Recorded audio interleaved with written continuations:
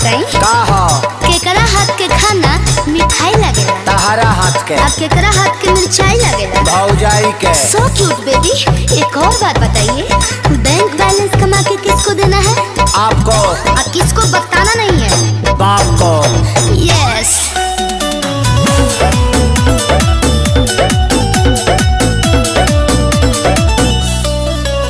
हाँ, कल जुग के है सच्चा।